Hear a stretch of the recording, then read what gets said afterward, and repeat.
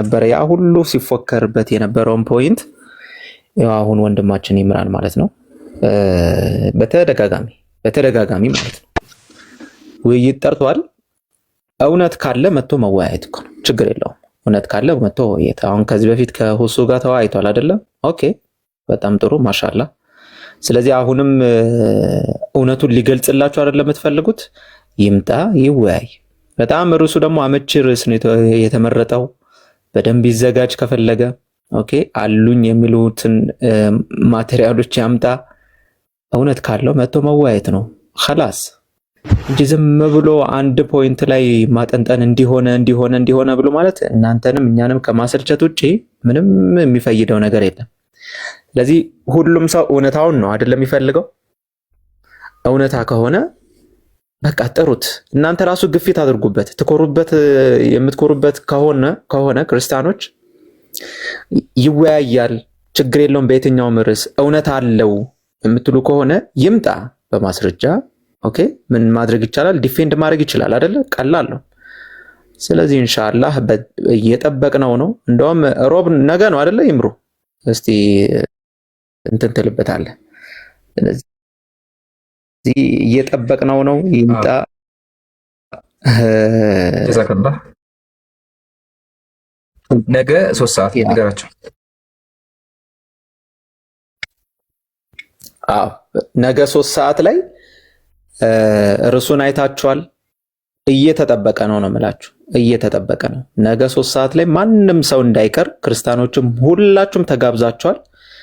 እውነት አለኝ የሚል ሰው ኦኬ፣ እውነት አለኝ የሚል ሰው መጥቶ ሐሳብ ነው እሺ የሚንሸራሸረው። አሁን እናንተ ድብድብ እያደረጋችሁት ነው። ክርስቲያኖች አሁን ችግር እየሆነ ምንድነው?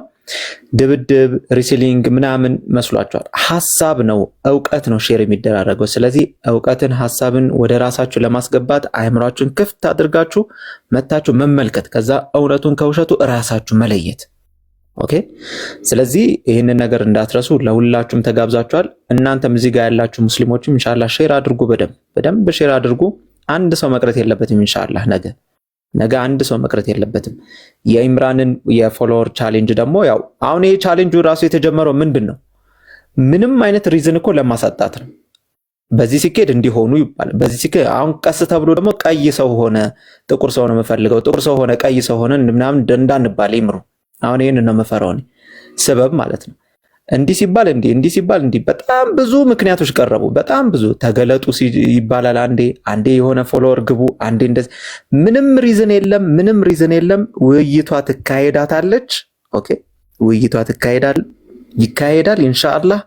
ውይይቱን እናንተ ጫና አድርጋችሁ ሁሉም ሰው እውነታውን ይሄ ኦኬ ይሄ ሰበብ በቃ ይብቃ።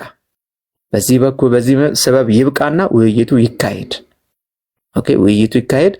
እሱ ነው የምለው። ኢንሻአላህ ይምሩ ቀጥልበት።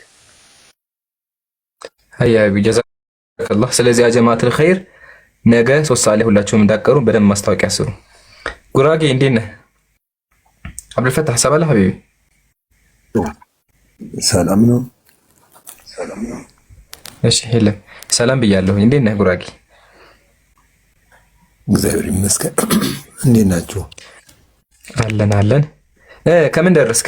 ስጠብቅ ቆየሁ እኮ። እንግዲህ ዛሬ ይቅርታ ታደርግልኛለህ?